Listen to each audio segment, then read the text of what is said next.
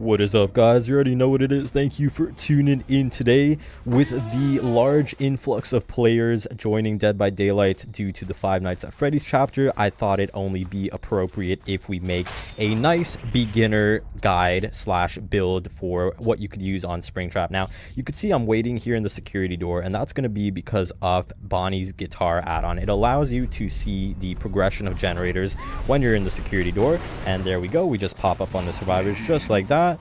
And let's see if we get a spicy one right in her face hole, and we'll just do a little grab. Now, as you can see, that is an extremely effective add-on, and it's blue tier, so you could probably get it rather easily. The other add-on, oh, nice one. Oh, double flashlight. What is with all these flashlights? The other add-on that you're going to find very useful and is also blue tier is the Foxy's add-on. So when you essentially miss a axe throw and it's lodged into the floor, if any survivors go near the... Ooh, you want to go for trick shots like that. You don't want to be playing this killer too boring. But essentially what that add-on does is when it's lodged... Got it here. When it's lodged in the floor, it essentially gives you and the survivor a 7% haste bonus if you enter into the radius. Now, for the perks that we're going to be using, we're going to double back here, and he's going to be right at that corner. Ooh, nice one. Okay, so watch this add-on. For the perks that we're going to be using, the ones that I wanted to highlight, look at that. Oh, beautiful, beautiful. We literally missed the axe throw, but it still requires skill to get the down itself.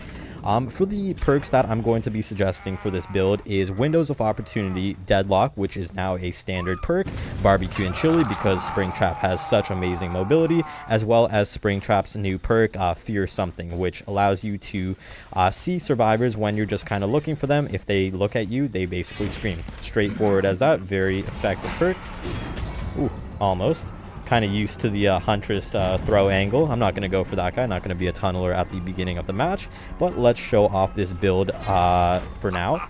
It's a rather simple build, and you know, you could switch it up. I think really the main perks are going to be Barbecue and Chili, very deadly perk on SpringTrap, just due to, oh, look at that Foxy's hook add-on. Absolutely brutal in chases where you're axe throwing. You know what, it's actually really useful. Let's go back into the security door. It's very useful if you're trying to go for cool shots and you don't really like all the time just want to zone and get the most safe shot. So it's good for that, because then you could just get passive kind of, what's it called? Let's go. We got the axe in her back, and I don't know if pallet's on this side. Yes, it is. She's gonna drop. Oh, nice one. She should have done a fastball, but that's okay. Now, one great change that they also made to the base game is survivors start all close together now rather than spread apart, and they also switched around the add-ons to reflect that, or sorry, the offerings. All right, let's see. Generator's a bit red over there, so we're going to go use our security door to get them over here. Oh, did we see anyone? No, we're going to give this a nice little kick, go back into the security door, and there is no cooldown for the security door, which is very nice. Let's go right there, number 6. And yeah, guys, I really suggest that you go for cool shots. You don't want to be... Watch this. Oh, imagine. So, the beautiful thing with SpringTrap... Oh, nice one. Nice, guy didn't drop the pallet.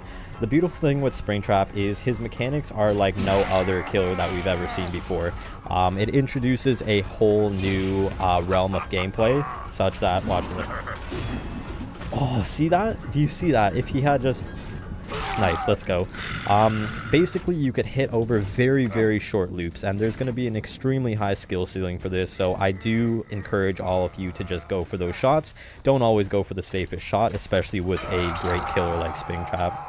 Alright, we see the survivors' auras with Barbecue and Chili. Again, amazing perk. One more tip I do want to share is you don't want to always be recalling your axe right away, because what actually happens... Nice. what actually happens is you get 115 movement speed, so normal killer movement speed, once you don't have your axe in hand. So it could actually work in your favor if you just wait a bit. Say you threw your axe and you don't really see any survivors. There's our perk fear thing letting us know a survivor's there. So you just want to strategically recall your axe. You don't want to recall your axe as soon as you get the ability to, because it could also work in your favor to wait a little bit just so you have that extra speed, which will help you catch up with survivors much quicker. All right, let's go to number 3. All right. So we are 110 movement speed right now. We're going to... Nice, get him in the back just like that. Now we're 115. He's gonna drop that. Also, he's gonna go through the window. No, he doesn't. Very good. Oh, we almost outplayed ourselves right there. Nice, let's go. Grab him. Yeah, so when you throw your axe, you are 115 movement speed because you don't have that very oppressive axe power anymore. But when you do recall your axe, you are 110. Go on. Scream. All right, we see survivors over there getting nice usage out of our perk Fearmonger. Let's see if we could get a nice one. Oh, it just feels so satisfying when you get those types of hits. I'm telling you. She's gonna go back through. Oh, oh. And the beautiful thing about Windows, sorry, I'm all ears, probably one of my most favorite perks, I run it a lot on Pyramid Head as well, is it allows you to see the auras of survivors, as you know, or as you don't know if you're new to Dead by Daylight. And what that really allows you to do is get those sneaky little shots on survivors, those little Hail Marys. Always go for them, don't even worry. Don't even worry if you miss, guys.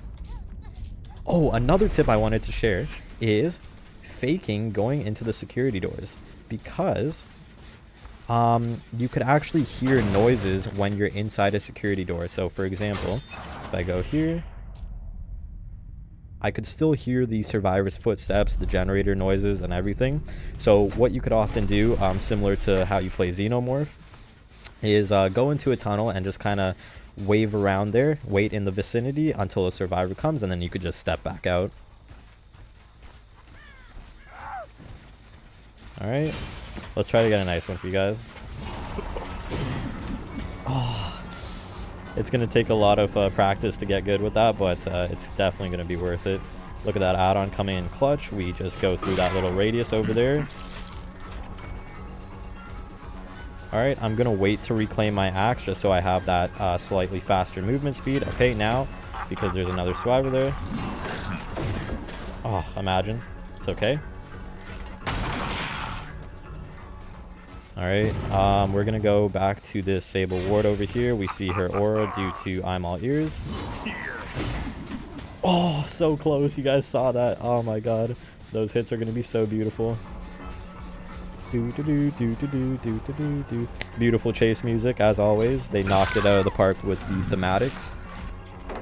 Alright, we're gonna reclaim our axe because we're in relatively close distance. She's gonna go over there. Nice! Let's go! Oh my god, absolutely beautiful. Do you see what I mean? You like what other killer could do that? And it obviously does take a little bit of practice and knowing how survivors move to be able to do that effectively and pull it off consistently. But when you do, it is quite the treat. Quite the treat, I must say. That's a bit too far. We're going to start holding down this area here because we're kind of losing pressure.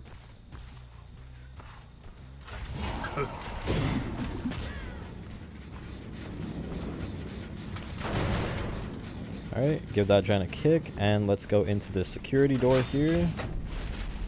Alright, we see them over there. We're going to go to door number 3. This is where we have to really start getting pressure. Might have to go for the Sable Ward again. Oh.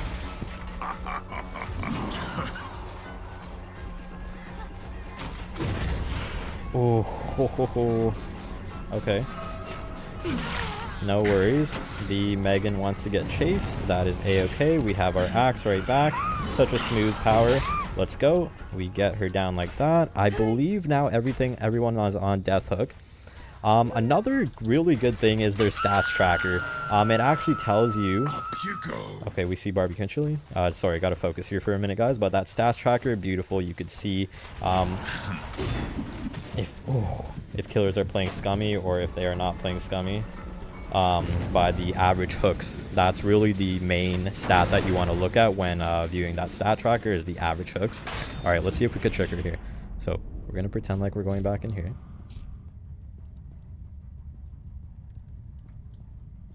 Okay. Let's go. Let's go. Oh, no way she had adrenaline. Good job, Meg. But you see what I mean. You could fake it in the door and then... Oh, it's okay. And we're probably going to lose this one, boys, but... nice one.